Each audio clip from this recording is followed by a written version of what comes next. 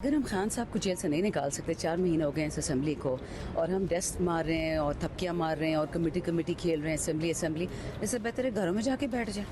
तो फ्रस्ट्रेशन सबको हो रही है। इसी तरह शहरियार बहुत सख्त फ्रस्ट्रेट हो रहा है कि अगर मैं खान साहब के काम नहीं आ सकता तो मैं काहे का एमएनए हूँ। तो अगर हम खान को फिर कैसे और निकालें बच्चे, एमएनए से हम तो बहुत चीज़ें नहीं कर सकते ना, वहाँ पे कदगन होती है। तो फिर जब ऑर्डिनरी सिटीजन होंगे हमारी मर्जी, हम जो करें। देखिए, कोर कमेटी पॉलिटिकल कमेटी की तब वैल्यू होती है जो पार्लिमानी पार्टी नहीं होती। पार्लिमानी पार्टी सुप्रीम, तो आई गेस शहरियार की वो फ्रस्ट्रेशन निकल रही थी। अच्छा जी, बाय ऑल स्टैंडर्ड्स अब जो हमें नज़र आ रहा है इमरान खान की रिहाई में बज़ाहिर इद्दत में निकाह केस ही रुकावट है, और अगर आज इस केस में सज़ाएं ख़त्म हो गई तो मुल्क के सियासी मंजरनामे में अचानक बड़ी तब्दीली आ जाएगी। मगर ज़्यादातर लोग समझते हैं कि बानी पीटीआई बज़ाहिर जल्द बाहर आते उनको दिखाई नहीं दे रहे। हमारे साथ हैं, हमारे साथी इस्लामाबाद से हमें ज्वाइन कर रहे हैं।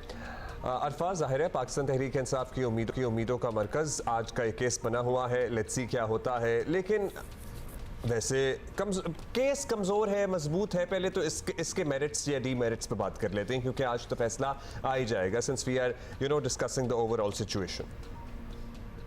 देखिए, इसमें तो हुमा अब्दुल्ला को शक नहीं है कि जो बानी पीटीआई है उनकी आज जिंदगी में काफी एक अहम दिन है, क्योंकि इससे पहले हमने कोई भी इस तरह का जो वो दिन नहीं देखा था जिसमें उनकी रिहाई की जो उम्मीद हो, क्योंकि एक ही वक्त में काफी केसेस जो वो एक साथ चल रहे थे। ये जो इद्दत में निकाह केस है, इसका जो फैसला आज 3 बजे जज अफजल मजोका जो है वो सुनाएंगे। इस वक्त फिलहाल जो साइफर केस है, तोशाखाना केस है, उसमें जो है वो बरियत है, जबकि जो 190 मिलियन पाउंड का केस है उसमें जो है वो जमानत मंजूर है। इसके अलावा जो केसेस हैं, लॉन्ग मार्च के मुतअद्दिद जो केसेस जिसके बारे में बानी पीटीआई हमेशा जिक्र करते थे कि मेरे पास 200 ऊपर मेरे ऊपर जो वो एफआईआर काटी हैं, उनमें जमानत सब में मंजूर है, और जबकि जो कुछ में जो वो बरियत भी उनको मिल चुकी है, जिनमें लॉन्ग मार्च के मुतअद्दिद जो वो केसेस हैं। तो फिलहाल इस टाइम कोई भी जो है वो केस बानी पीटीआई पर नहीं बना हुआ। अब ये हो सकता है, अगर वो उनकी राय मुमकिन 2 सूरत में जो वो सिर्फ हो सकती है, या तो जज अब्दुल मजोका जो है उनकी अपील मुस्तरद कर दें, या फिर उनके ऊपर कोई गिरफ्तारी जो है वो डाल दी जाए। वो गिरफ्तारी सिर्फ 2 तरह के केसेस में हो सकती है। एक तो 9 मई के जो केसेस हैं उन पर कोई भी पंजाब की पुलिस उन पर डाल सकती है, और दूसरी जो है वो नैप जो रेफरेंसेस बना रहे हैं, जिनके जो एक जो इब्तदाई जो ड्राफ्ट होता है वो भी सामने आया था, उस पर गिरफ्तारी जो है डाल सकती है। इसके अलावा अगर अपील जो मंजूर होती है तो दैट मीन्स उनकी रिहाई जो है वो आज हो सकती है, इम्कानात उनके हैं। अच्छा, इसकी बात कर लें, लेकिन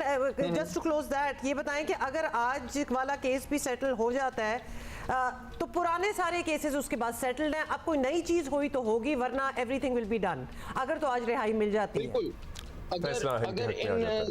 अगर इन घंटों में ये जो 3 बजे तक का टाइम है, या फिर जो रूकार जारी होती है एक अदालत की तरफ से, उस टाइम तक अगर बीच में कोई केस या कोई गिरफ्तारी बानी पीटीआई पर ना डाली गई तो बानी पीटीआई की रिहाई अडियाला जेल से कंफर्म है। ठीक है, कंफर्म है, सब्जेक्ट टू के अगर अपील जो वो मंजूर हो जाती है। केस के बारे में ना थोड़ा सा अगर आपको बताते चले, कोई नया केस नहीं है। ये केस बना था अप्रैल 2023 में, और ये खावर मानी का तो दूसरे दरख्वास्त गुजारा ने एक्चुअली मोहम्मद हनीफ जो एक इस्लामाबाद का एक आम शहरी था, उसने पहले दरख्वास्त दायर की थी। और ये पूरी एक टाइमलाइन है कि ये दरख्वास्त पहले दायर हुई थी सिविल जज नसरुल मिनल्लाह की अदालत में, और उन्होंने इस दरख्वास्त को ये कहकर मुस्तरद कर दिया था कि इसका दायर इख्तियार बनता ही नहीं है। जब निकाह जो है वो लाहौर में हुआ तो आप कैसे केस जो है वो इस्लामाबाद में दायर कर सकते हैं।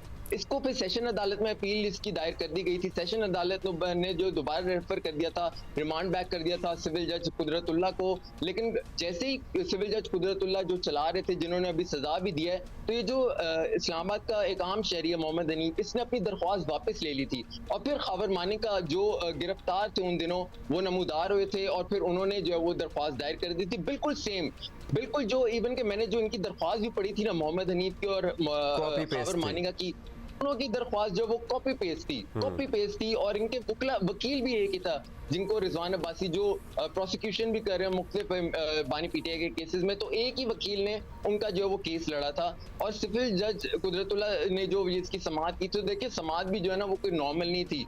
वो एक गैर मामूली समाअत थी। 14 घंटे जो है वो समाअत होना, अडयाला जेल में एक ही दिन में जो है वो गवाह के बयानात भी कलमबंद होना, एक ही दिन में जो है वो उन पे जरा भी हो जाना और फिर फैसला भी महफूज कर लेना। 14 आवर्स ये हमने कभी तारीख में, मैंने आज तक जो है वो नहीं इस तरह की जो है वो बात सुनी, लेकिन ये प्रोसेस पे बहुत से प्रैक्टिकली हुआ। सवालात भी उठे थे, फिर वो फैसला भी आया था, उस पे भी बहुत से सवालात उठे थे। इटसेल्फ इस केस पे बहुत से सवालात थे, हैं। आज लेट्स सी क्या होता है। अरफा, आपसे जियो न्यूज़ पे सारा दिन मालूम करते रहेंगे। अच्छा जी, अभी के लिए वैसे तो हमें इंतज़ार करना पड़ेगा क्योंकि जो भी केस का फैसला आएगा वो मुतवक्के है कि 3 बजे तक आएगा।